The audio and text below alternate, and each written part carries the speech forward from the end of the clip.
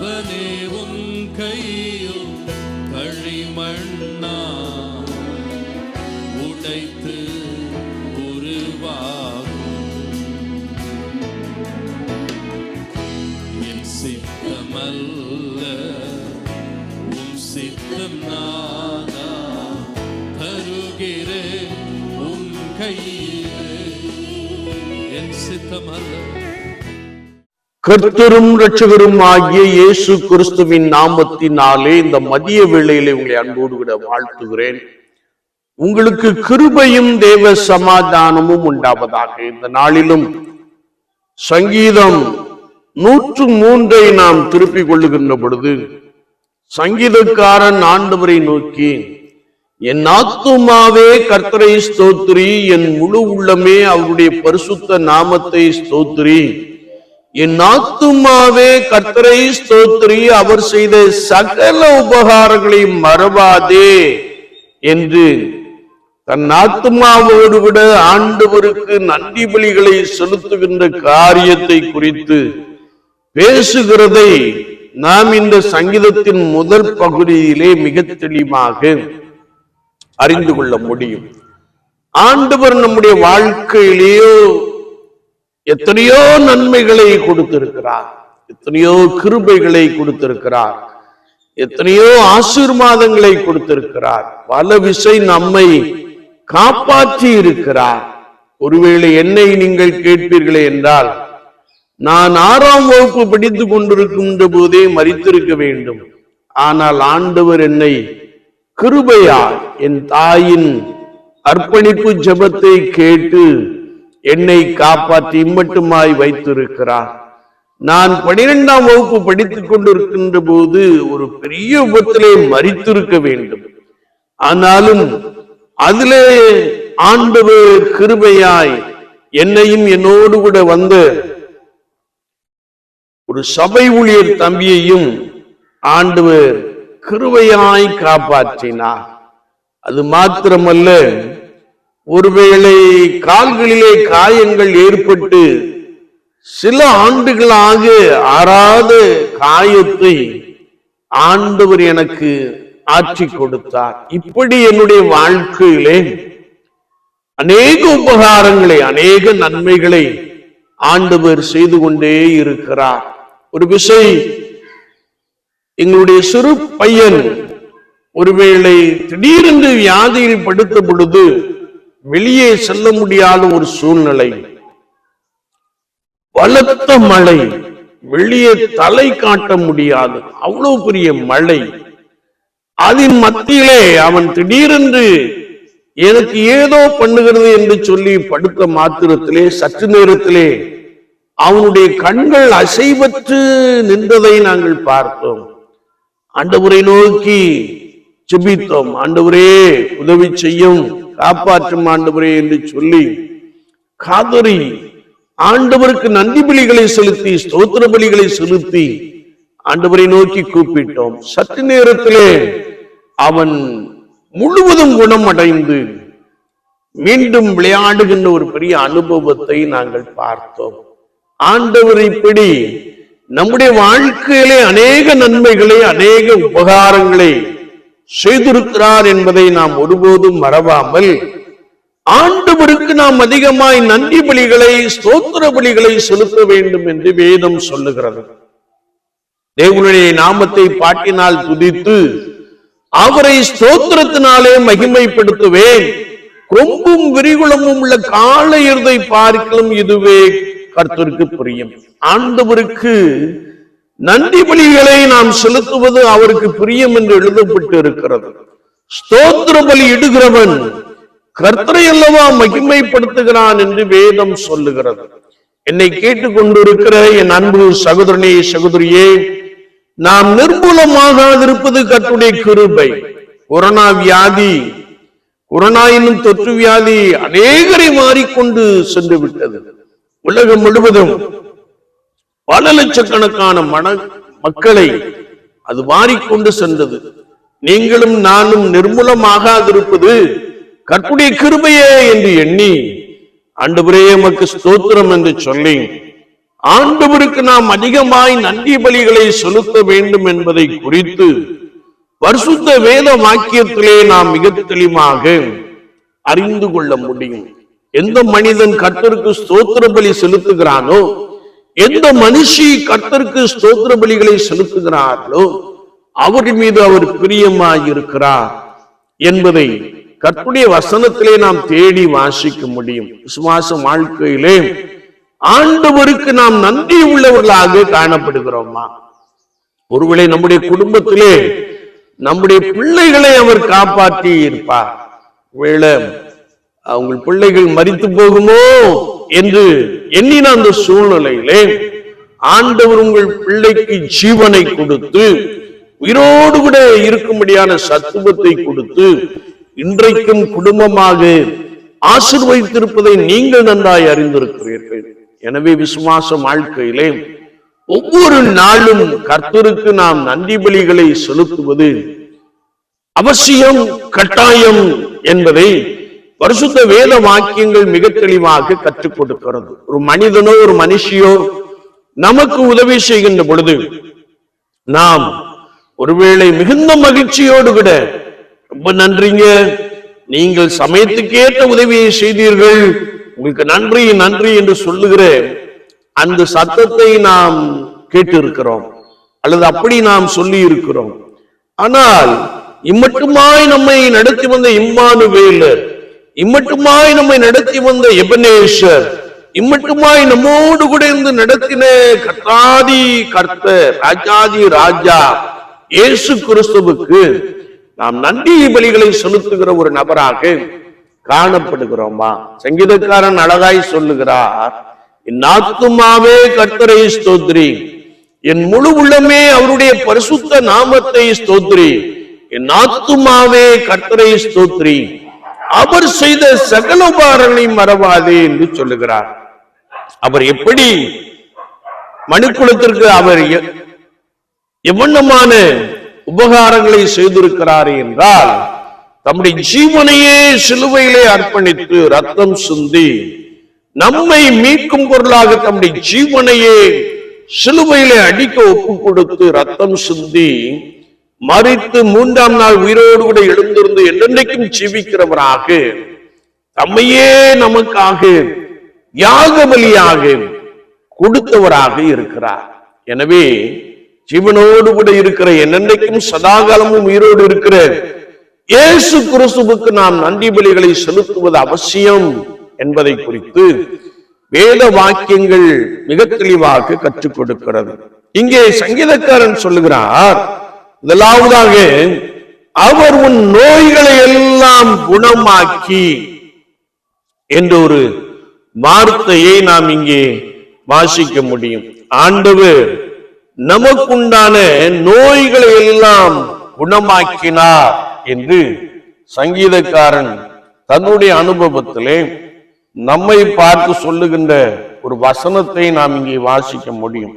நான் ஏன் ஆண்டவருக்கு நன்றி செலுத்த வேண்டும் என்றால், அவர் உன் நோய்களை எல்லாம் குணமாக்கினார் என்று வேதம் சொல்லுகிறது.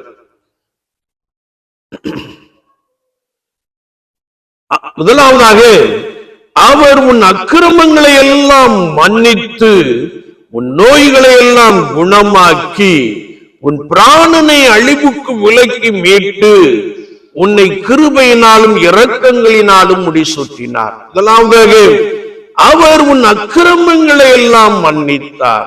God forgives all your iniquity.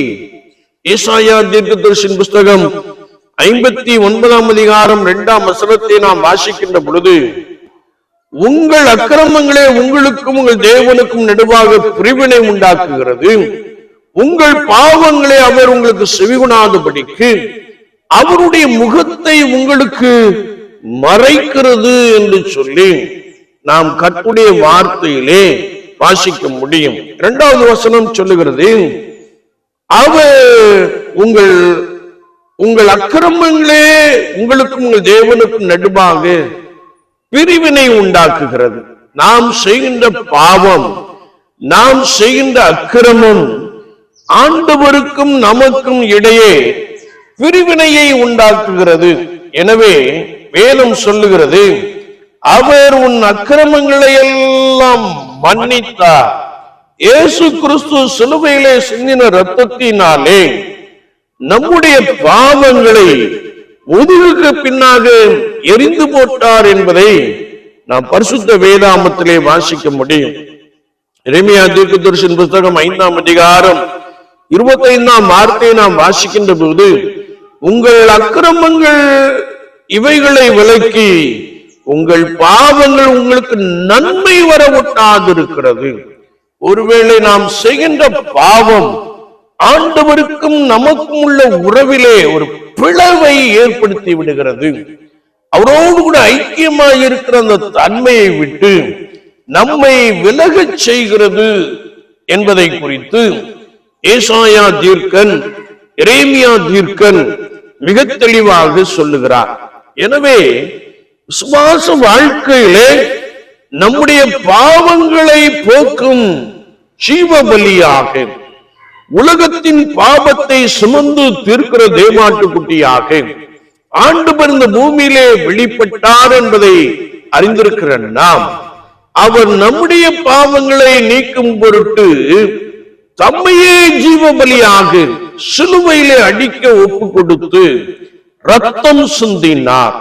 எரேமியா தீர்க்கதரிசியின் புஸ்தகம் 4ஆம் அதிகாரம் 14ஆம் வார்த்தையை நாம் வாசிக்கின்ற போது, எருசலேமே, நீ ரட்சிக்கப்படும்படிக்கு உன் இருதயத்தை பொல்லாப்பர கழுவு, எந்த மட்டும் அக்கிர நினைவுகள் உன் உள்ளத்திலே தங்கும் என்று சொல்லுகிற வசனத்தை நாம் வாசிக்கிறோம். ஒருவேளை ஆண்டவராகிய இயேசு கிறிஸ்து சிலுவையிலே சிந்தின ரத்தம் நம்மை கழுவி சுத்திகரிக்கிறபடியினாலே, நம்முடைய பாவத்தை நீக்கி போடுகிறபடியினாலே, நான் ஆண்டவருக்கு அதிகமாய் ஸ்தோத்திர பலிகளை, நன்றி பலிகளை செலுத்த வேண்டும். ஏனென்றால் அவர் உன் அக்கிரமங்களை எல்லாம் மன்னித்து தம்முடைய பிள்ளையாக நம்மை சேர்த்து கொண்டபடியினாலே, நம்மை ஏற்றுக்கொண்டபடியினாலே நாம் அவருக்கு ஸ்தோத்திர பலிகளை செலுத்த வேண்டும். இரண்டாவதாக, God heals all your diseases. அவர் உன் நோய்களை எல்லாம் குணமாக்கி, நம்முடைய வாழ்க்கையிலே அநேக விஷயம் நாம் பார்க்கின்ற பொழுது மரணத்துக்கு ஏதுவாயிருந்து, மரணத்திற்கு அருகாமையிலே இருந்து நாம் கடந்து வந்த ஒரு நபராக காணப்படலாம். ஆனால் அந்த மரண தருவாயிலே ஆண்டவர் நம்மை காப்பாற்றினாரே, அதற்கு நாம் நன்றி செலுத்த வேண்டும். வேதத்தை நாம் வாசிக்கின்ற பொழுது எசேக்கியா தீர்க்கதரிசி மரணத்துக்கு ஏதுவான ஒரு வியாதியிலே காணப்பட்டான் என்பதை பரிசுத்த வேதாமத்திலே நாம் மிக தெளிவாக வாசிக்க முடியும். அவன் ஆண்டவரை பார்த்து, ஆண்டவரே, நான் உமது பார்வைக்கு நலமானதை செய்தேன் என்பதை நினைத்தருளும் என்று சொல்லி ஆண்டவரை நோக்கி அழுதான். ஆண்டவர் அவனுடைய வியாதியை, மரணத்துக்கு ஏதுவான வியாதியிலிருந்து அவனுக்கு ஒரு பெரிய ரட்சிப்பை உண்டு பண்ணி அவனை குணமாக்கி 15 ஆண்டுகள் அவனுக்கு கூட்டி கொடுத்தார் என்பதை நாம் வேதத்திலே மிக தெளிவாக அறிந்து கொள்ள முடியும். பரிசுத்த மத்தேயு எழுதின சுவிசேஷம் 4ஆம் அதிகாரம் 23ஆம் வசனத்தை நாம் வாசிக்கின்ற பொழுது, இயேசு கலிலேயா எங்கும் சுற்றி நடந்து அவருடைய ஜெப ஆலயங்களில் உபதேசித்து ராஜ்யத்தின் சுவிசேஷத்தை பிரசங்கித்து ஜனங்களுக்கு உண்டாயிருந்த சகல வியாதிகளையும் சகல நோய்களையும் நீக்கி சுஸ்தமாக்கினார். வேதம் சொல்லுகிறது, இயேசு கிறிஸ்து நன்மை செய்கிறவராக சுற்றி திரிந்தார். அவரிடத்தில் வந்த எல்லோரையும் அவர் குணமாக்கினார் என்று சொல்லி பரிசுத்த வேதாமத்திலே நாம் மிக தெளிவாக வாசிக்க முடியும். யாரெல்லாம் கர்த்தராகிய இயேசு கிறிஸ்து என்னை குணமாக்குவார் என்று சொல்லி விசுவாசித்தார்களோ, அவரை நோக்கி கடந்து வந்தார்களோ, ஆண்டவர் அவர்களை சுகப்படுத்தினார் என்று பரிசுத்த வார்த்தையிலே நாம் மிக தெளிவாக அறிந்து கொள்ள முடியும். பரிசுத்த லூக்கா எழுதின சுவிசேஷம் 7ஆம் அதிகாரத்தை நாம் வாசிக்கின்ற பொழுது, அங்கே 21ஆம் வார்த்தை சொல்லுகிறது, அந்த சமயத்திலே நோய்களையும் கொடிய வியாதிகளையும் பொல்லாத ஆவிகளையும் கொண்டிருந்த அநேகரை அவர் குணமாக்கி அநேக குருடருக்கு பார்வை அளித்தார் என்று வசனம் மிக தெளிவாக கற்றுக் கொடுக்கிறது. என்னை கேட்டுக்கொண்டிருக்கிற என் அன்பு சகோதரனே, சகோதரியே, அவர் உன் நோய்களை எல்லாம் குணமாக்கினபடினாலே நீ அவருக்கு நன்றி பலிகளை, ஸ்தோத்திர பலிகளை செலுத்த வேண்டும் என்பதாக வேதம் நமக்கு மிக தெளிவாக கற்றுக் கொடுக்கிறது. தம்மிடத்தில் வருகிற எவரையும் புறம்பே தள்ளாதவர், அவர் உனக்கு அற்புதமான சுகத்தை கொடுத்து வியாதியில் இருந்து உன்னை விடுவித்து உன்னை காப்பாற்றினாரே, அதற்காக நீ ஆண்டவருக்கு ஸ்தோத்திர பலிகளை, நன்றி பலிகளை செலுத்த வேண்டும் என்பதாக பரிசுத்த வேதாகமம் மிக தெளிவாக கற்றுக் கொடுக்கிறது. இரண்டாவதாக, நாம் கர்த்தருடைய வேதத்தை வாசிக்கின்ற பொழுது உன் பிராணனை அழிவுக்கு விலக்கி மீட்டி என்று வேதம் சொல்லுகிறது. God redeems your life from the pit என்று நாம் வேதாகமத்திலே வாசிக்க முடியும். அவர் உன் பிராணனை அழிவுக்கு விலக்கி மீட்டினார், அவர் உன்னை ரட்சித்தார், அவர் உனக்கு சுகம் கொடுத்தார் என்பதை அறிந்து நாம் ஆண்டவருக்கு நன்றி பலிகளை செலுத்த வேண்டும். வேதத்தை நாம் திருப்பிக் கொள்ளுகின்ற பொழுது யோசேப்பை ஆழமான குழியிலே போட்டார்கள் என்று வேதம் சொல்லுகிறது.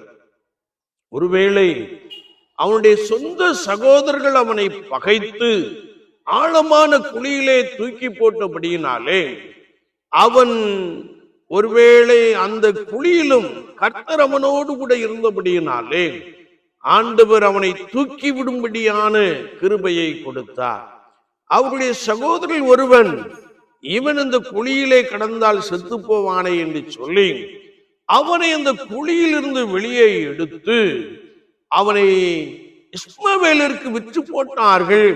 அவன் எகிப்து தேசத்திற்கு அடிமையாக கொண்டு போகப்பட்டான்.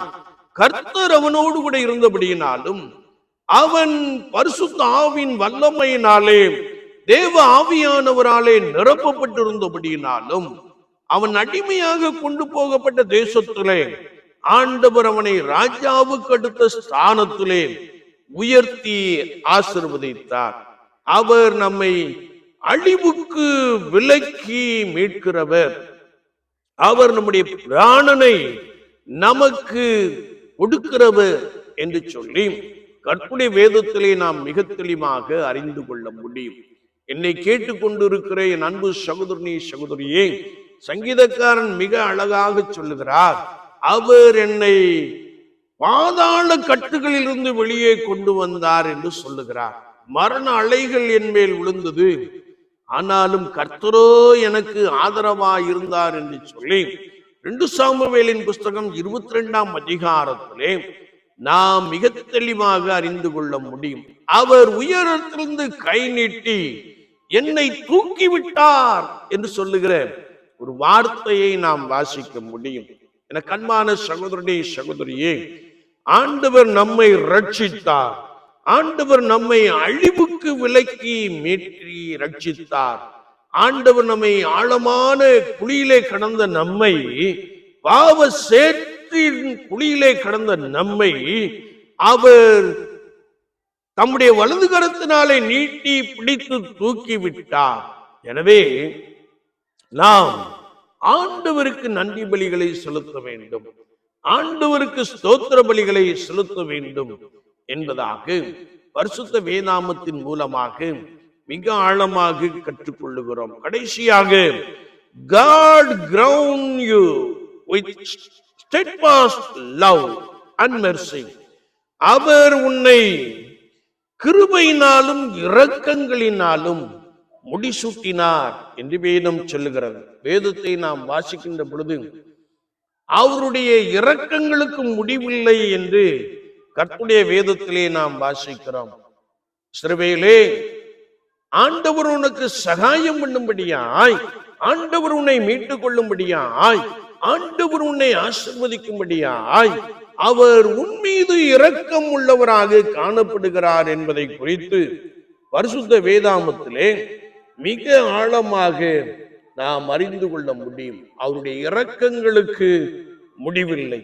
தம்மிடத்தில் யாரெல்லாம் கடந்து வருகிறார்களோ அவர்களை அவர் ஆசீர்வதிக்கிறவராக, அவர்களை நன்மையினாலே முடிசூட்டுகிறவராக, உன் சத்துருக்கு எதிராக ஒரு பந்தியை ஆயத்தப்படுத்தி உன் தலையை எண்ணெயால் அபிஷேகம் பண்ணுகிறவராக, உன்னை மேன்மைப்படுத்துகிறவராக, உன்னை உயர்த்துகிறவராக காணப்படுகிறார் என்பதை குறித்து வேத வாக்கியங்கள் மிக தெளிவாக கற்றுக் கொடுப்பதை நாம் நன்றாய் அறிந்து கொள்ள முடியும்.